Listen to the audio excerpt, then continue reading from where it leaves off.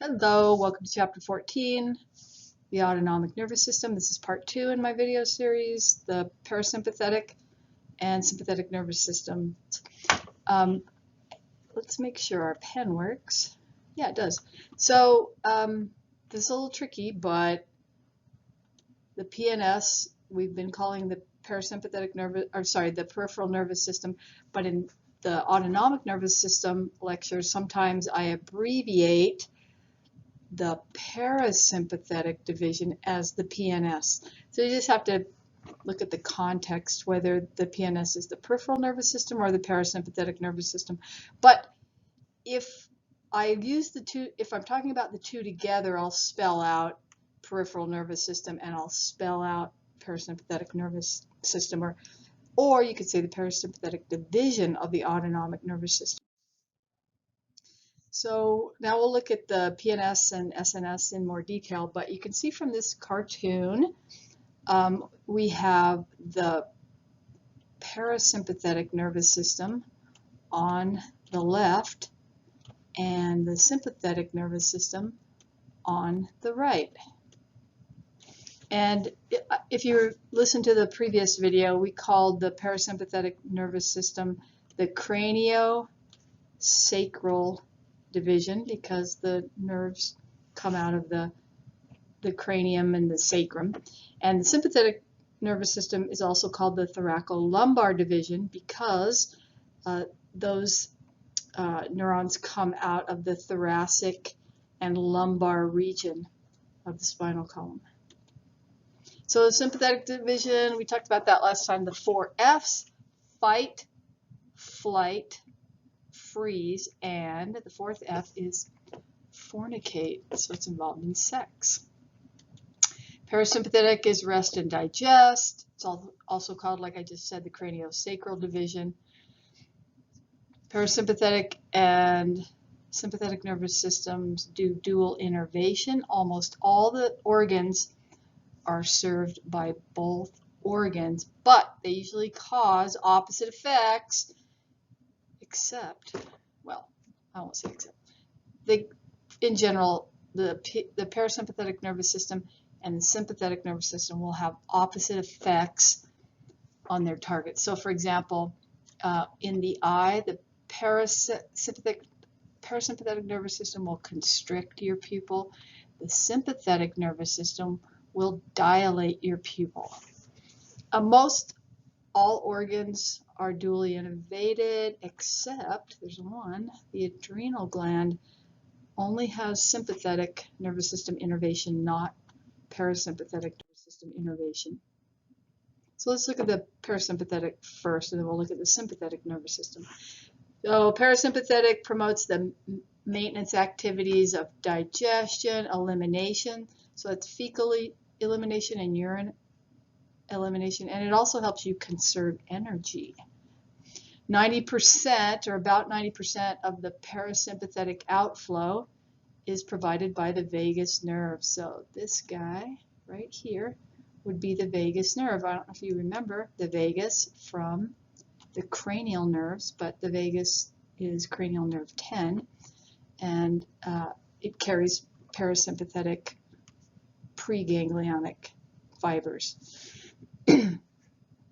Parasympathetic regulates your blood pressure, your heart rate, your respiratory rates. Basically, parasympathetic, your rest and digest situation. So all those variables are slowed down. But because it's digest, parasympathetic nervous system, when it's activated, will increase peristalsis of your digestive viscera.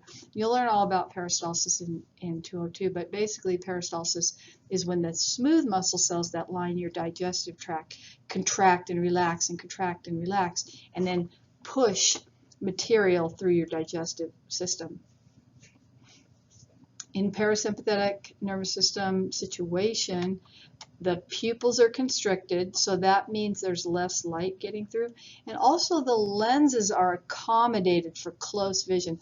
And we'll talk more about accommodation when we talk about the special senses and the eye.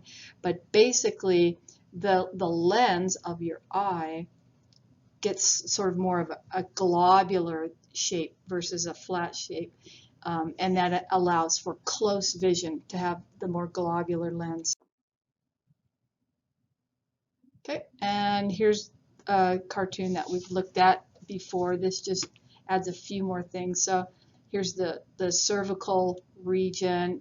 It labels the cervical region. It labels the brainstem here. Remember what's in the brainstem?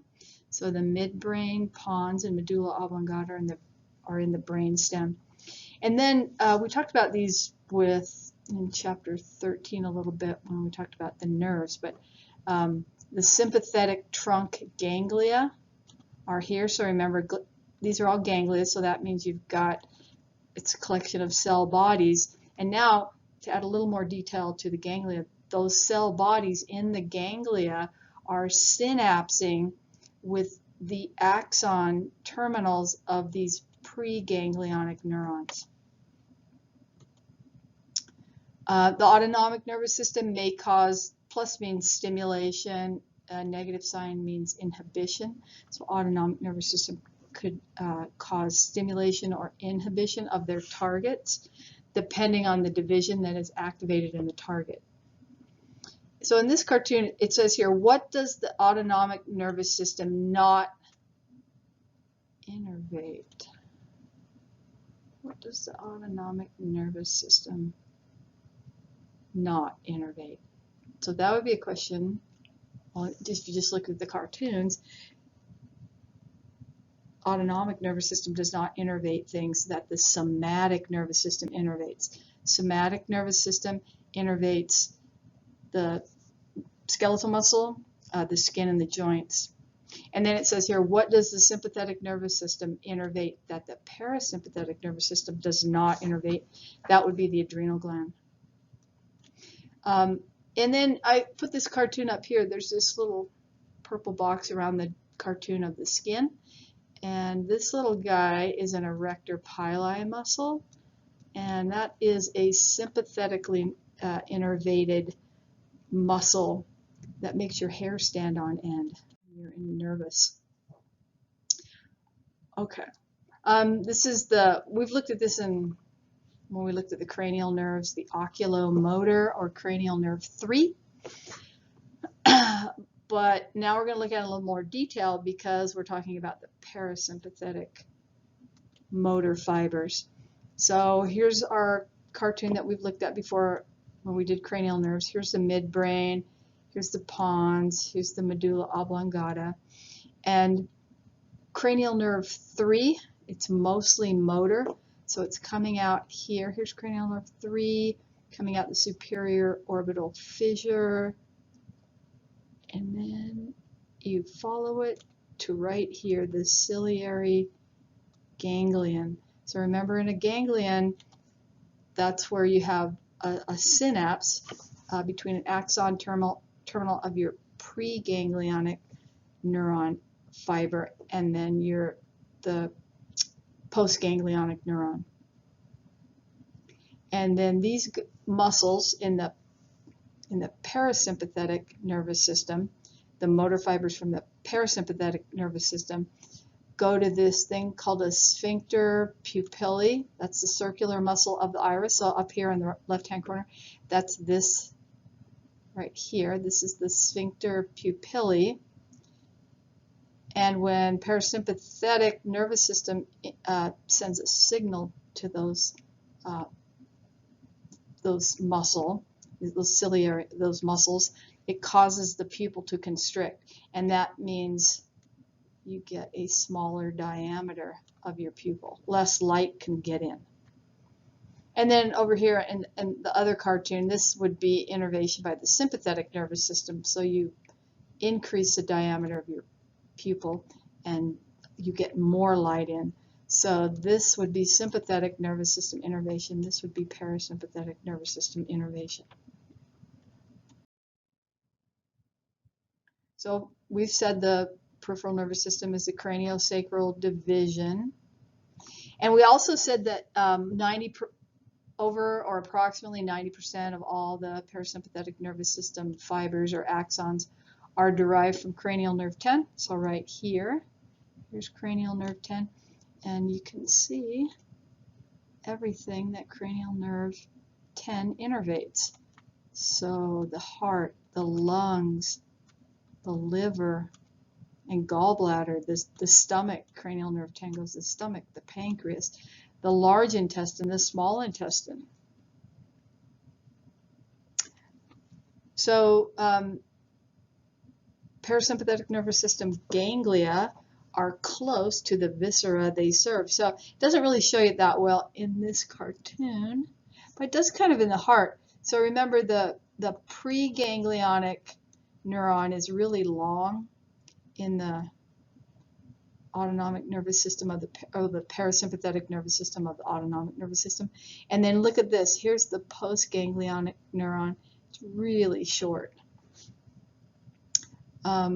So this postganglionic neuron and the ganglia itself are really close to the viscera they serve, in this case the heart. And then we've got cranial nerve 3. So that's here. We just talked about that, the oculomotor nerve. Cranial nerve 7 and cranial nerve 9. So these three cranial nerves supply the entire parasympathetic nervous system innervation of the head.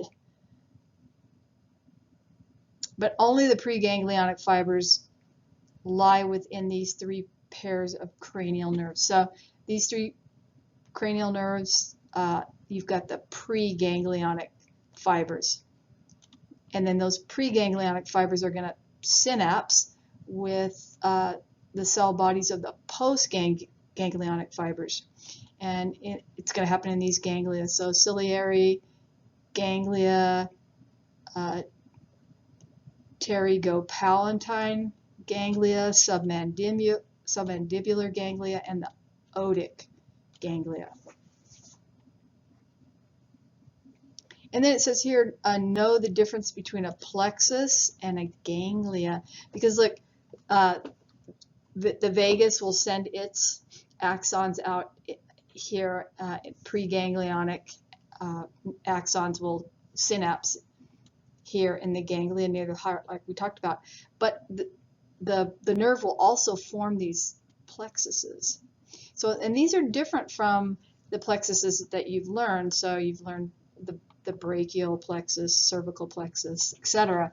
These are different plexuses, but essentially they kind of have the same structure because they're just branching. You can see the nerve branches and forms a plexus. The 3 Ds of the parasympathetic nervous system: digestion, defecation, and diuresis. So digestion, defecation, diuresis is urination. All right, now we'll do the sympathetic nervous system, or AKA the thoracolumbar division. Mobilizes the body for activity. So this is the way you can think about it. What will any of these effector structures do if you're in a fight situation versus you're in a rest situation? So for example, your eye, the pupil is going to get bigger because you're in a fight situation. You got to be more alert. Your lungs, the bronchioles, or those tubes that allow air to pass in your lungs, those are going to get bigger because you're going to need more oxygen. You're going to need more air because you're in a fighting situation. Your heart is going to beat stronger. Your stomach will shut down. Your pancreas will shut down. Your liver and gallbladder will shut down. Your bladder will, because you're in a fight or flight situation. The sympathetic nervous system promotes energy mobilization during exercise. And exercise is kind of it's a sympathetic nervous system event when you exercise. Because your body doesn't know that you're not running away from a saber-toothed tiger. So evolutionarily, when we were threatened and we had to run away, that's sympathetic nervous system. And now we just run for fun and exercise. Okay, now this cartoon starts sympathetic nervous system starts to get a little more complicated, but basically remember it's the thoracolumbar division. So here we are in T1 through L2. We have our preganglionic fibers going into these ganglia. So these yellow things are ganglia. Preganglionic fiber synapses with the postganglionic neuron in a ganglia. And then those postganglionic neurons send their axons out to the effector organs like the heart, the lung, the stomach, etc. And those in the sympathetic nervous system, the nerves can form a cardiac and a pulmonary plexus of nerves. What else do they have here? Okay, so these we said these yellow things were ganglia.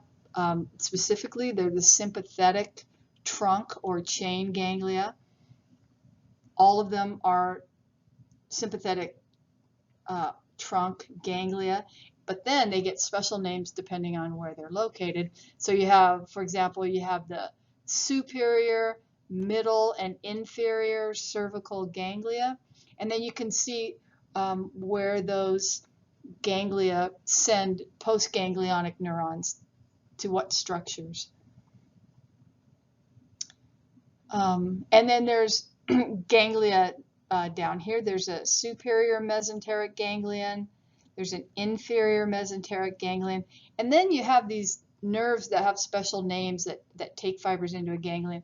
So the greater splanchnic nerve and the lesser splanchnic nerve. And we'll talk about what those are later. So in the sympathetic nervous system, if it's activated, remember you're in a fight situation. Let's take a look at what we have in purple here. You're going to increase blood flow. So BF is blood flow, and this up arrow means increase. You're going to increase blood flow to the heart and your skeletal muscles, which is what you want if you're in a fight situation.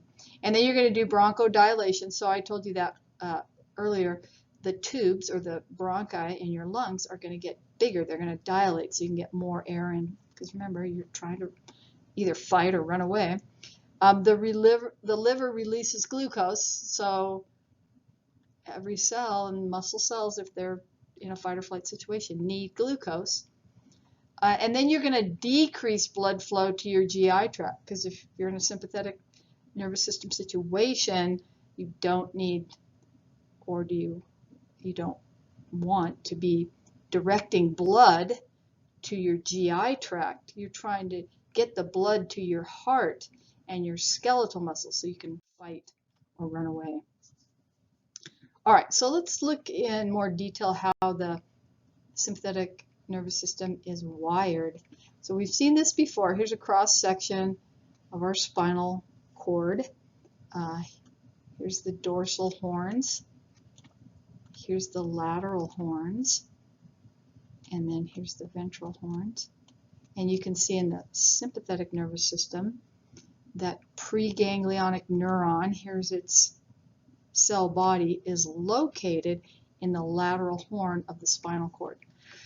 So sympathetic, the preganglionic neuron exits from the lateral horn, travels in the spinal nerve, so the axon of that preganglionic neuron of the sympathetic nervous system is traveling in the spinal nerve, but then remember it has to synapse with a postganglionic neuron.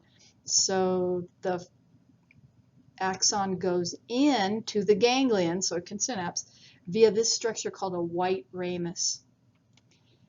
The preganglionic neuron synapses right here in the ganglion with the postganglionic neuron in that sympathetic, that two neuron sympathetic chain. And then the axon of the postganglionic neuron exits the ganglion via this structure called a gray ramus. Now the axon of the postganglionic neuron can get back into the spinal nerve right here. So sympathetic, let's look at the first bullet. Sympathetic preganglionic neuronal cell bodies reside in the lateral horns, we said that right here, of the spinal cord from T1 to L2. They extend their axons through the ventral root of the spinal nerve.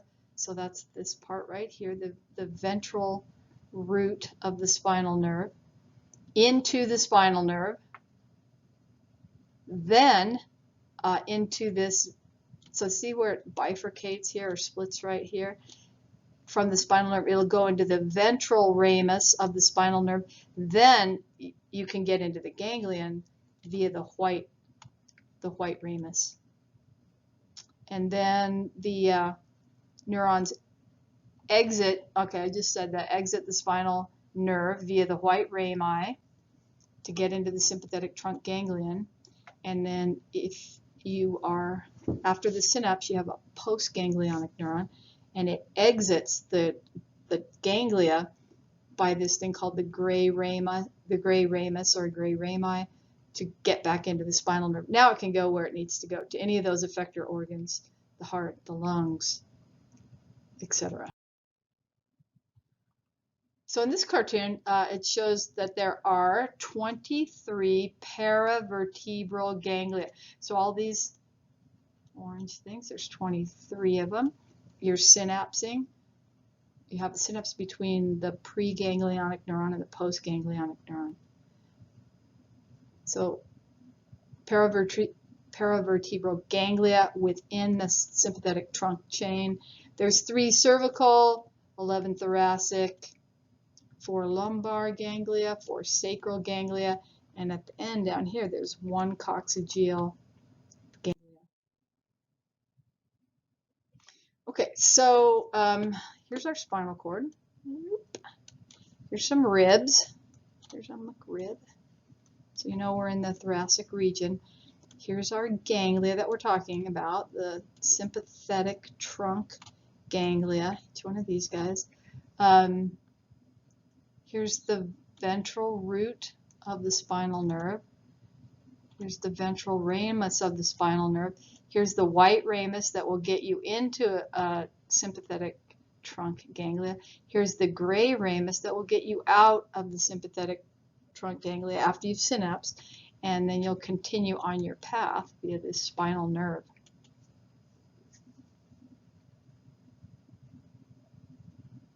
Okay, I think I covered all of that. There's just all the names, all the names of the structures. Okay. This sympathetic trunk ganglion is also called paravertebral ganglion because para means around, and check it, here's a vertebra. So check it out, it's just right next, or para, to the vertebra. And it's located, these ganglia are located on either side of the spinal column. So that's the bony part. The column is the bone, the cord is the nervous tissue. And then we have these, let's add these on the splanchnic nerves. So I mentioned those earlier. That's these guys and these guys. So you can also come out of a ganglia via this thing called a splanchnic nerve. Oh, and look at, here's our little DRG. Here's our dorsal root ganglia. Do you remember what resides there?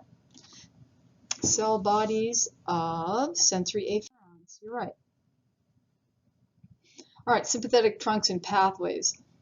Upon entering a sympathetic trunk ganglia, so that's if you come in here, so you're the preganglionic neuron, the axon of the preganglionic neuron. You come in here via a white ramus, and once you get into the ganglion, you can do one of 3 things. So remember, you're a sympathetic nervous system neuron, you're the preganglionic neuron, you're actually the fiber of the fiber or axon of the preganglionic neuron. You made your way via the white ramus of the spinal nerve into this ganglion. Now you can do 3 things. The first thing you could do, you could synapse with a postganglionic neuron within the same chain or the same trunk. So that's what this cartoon is showing. Your postganglionic neuron is in the same trunk that you came into, the same chain that you came into. And then the postganglionic neuron, its axon or fiber, leaves via the gray ramus, goes back into the spinal nerve, and then it'll go to your target. The second thing you can do upon arriving in a ganglion, let's take a look at this cartoon. So you come in, let's look at the bottom part here. So here you are. Here's the cell body of the preganglionic neuron. Here's the preganglionic neuron axon. You're traveling along. You come into the ganglion via the white ramus, but look, you didn't synapse with your postganglionic neuron in that ganglion that you first came into.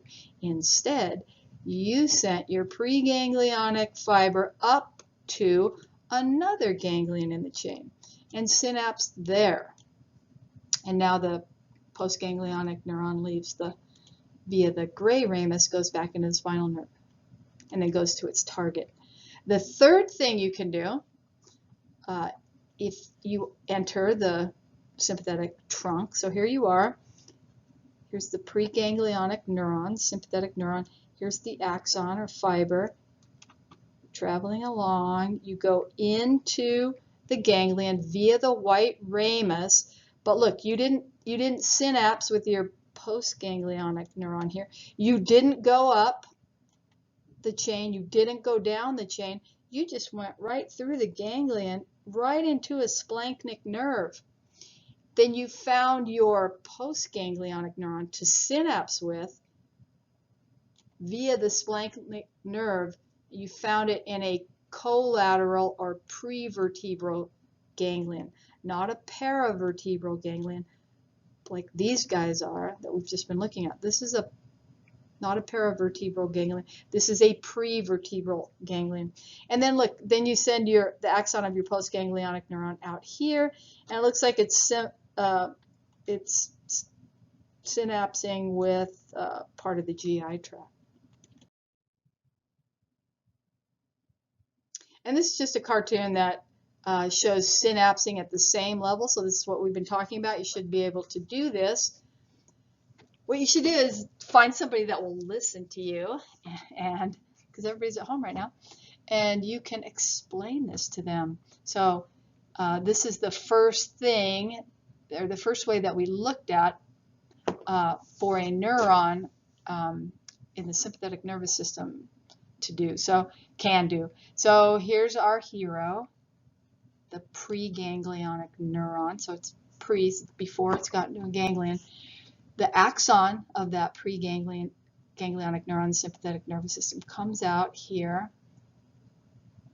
goes into the spinal nerve, and now it's got to get into a ganglion because it's a preganglionic neuron. Goes in via the white ramus.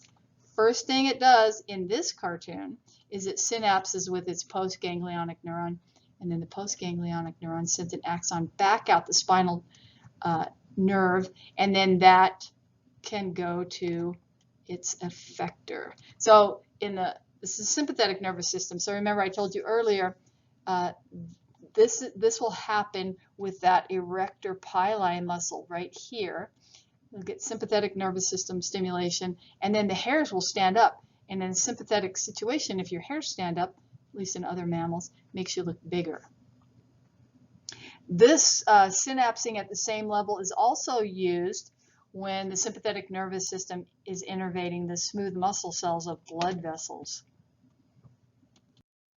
And then we said a second thing you could do if you are a sympathetic nervous system neuron, you could synapse at a higher or lower level of a ganglion. So here's our hero, preganglionic neuron. It goes out into the spinal nerve, and then it goes into the ganglion via the white ramus, and oops, there's no synapse here. What should I do?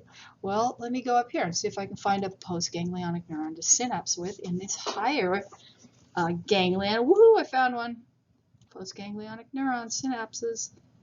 Postganglionic neuron axon goes out the gray ramus and to its effector. So in this cartoon it shows the same thing, the effector. And then the third thing I could do if I am a preganglionic neuron in the sympathetic nervous system. So here I am, come out of the lateral horn, get into the spinal nerve, go into the ganglion, via white ramus. So this guy's the white ramus. Come in. What? There's no one to synapse with? And I know there's no one up here to synapse with. There's no one down here to synapse with. Well, I think I'll just send my preganglionic axon all the way out to find a ganglion. And I'm going to use this thing called the splanchnic nerve to send my axon out to a ganglion where, like the celiac ganglion, where I can finally synapse with my postganglionic neuron.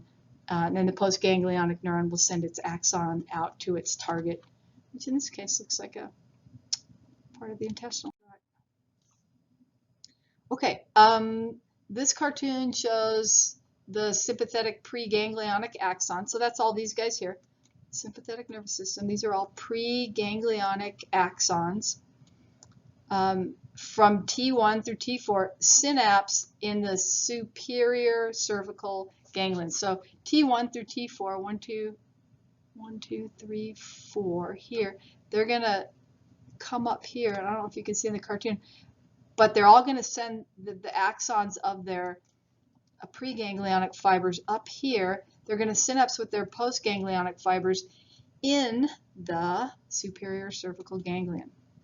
And then the postganglionic axons will travel in cervical spinal nerves, and they'll go to the head and the skin and glands. So this could be like your salivary gland.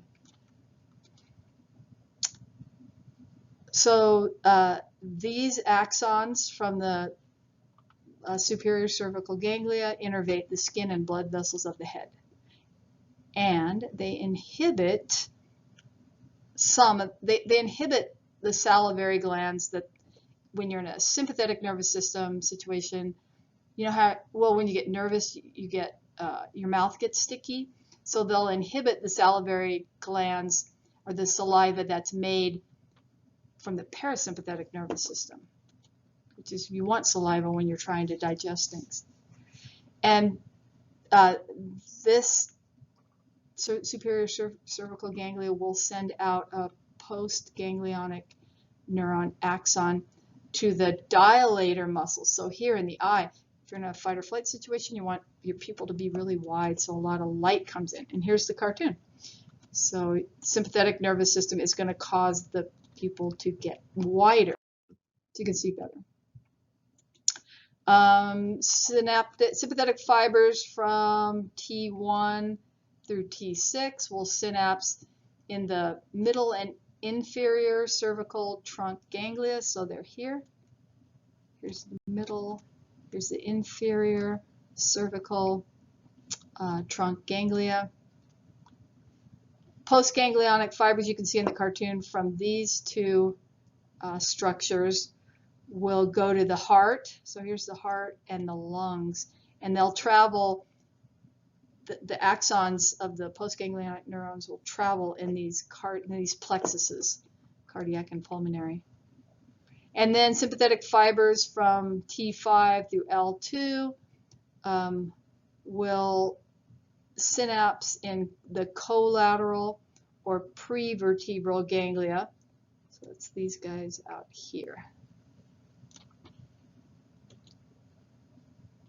And then those postganglionic fibers will go, in the cartoon it shows the stomach, the liver, the intestines, bladder, and reproductive organs.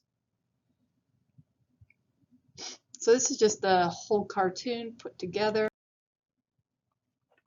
And then we haven't talked about the sympathetic nervous system and the adrenal medulla yet, but here's our adrenal medulla.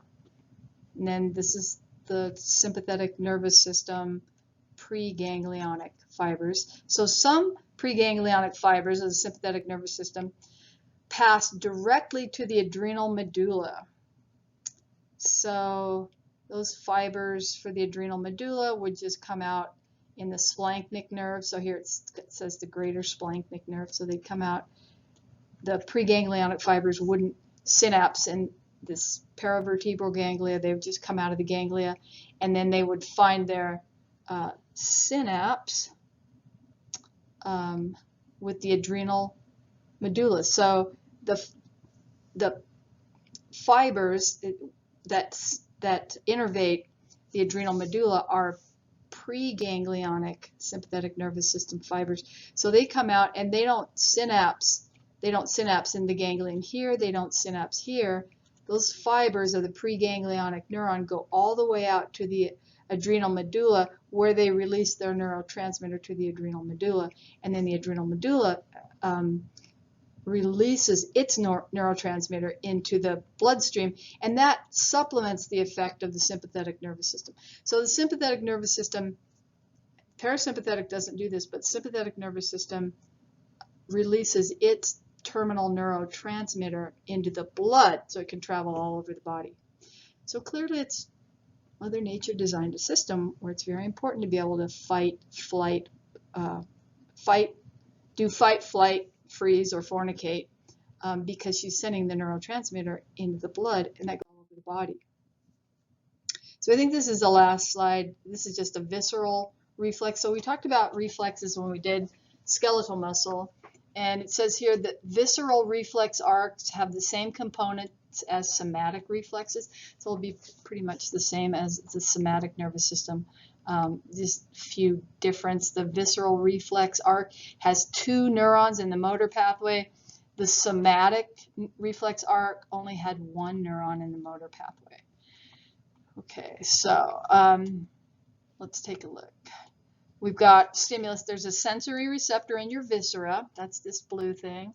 So this would be the dendrites. It'll send information into the spinal cord, where it will synapse with a visceral motor efferent neuron. And this would be the integration center. And it says it may be a preganglionic neuron, so that's shown. This guy's a preganglionic neuron. It could be a dorsal. You could have a dorsal horn interneuron there. So remember, those green neurons were interneurons, but it doesn't show it in this cartoon. And this also, the integration center could also be within the walls of the GI tract. So, and you'll learn all about that in 202. So the 4th phase, then the motor efferent neuron comes out, as usual, gets into the spinal nerve, goes into the ganglia via the white ramus, synapses with the postganglionic neuron, and then the postganglionic neuron goes out to the target or the visceral effector, and you get a response. So this is a visceral reflex. It kind of looks like the skeletal muscle reflex, except the difference is you have 2 motor neurons here, and in the somatic you only have 1 motor neuron.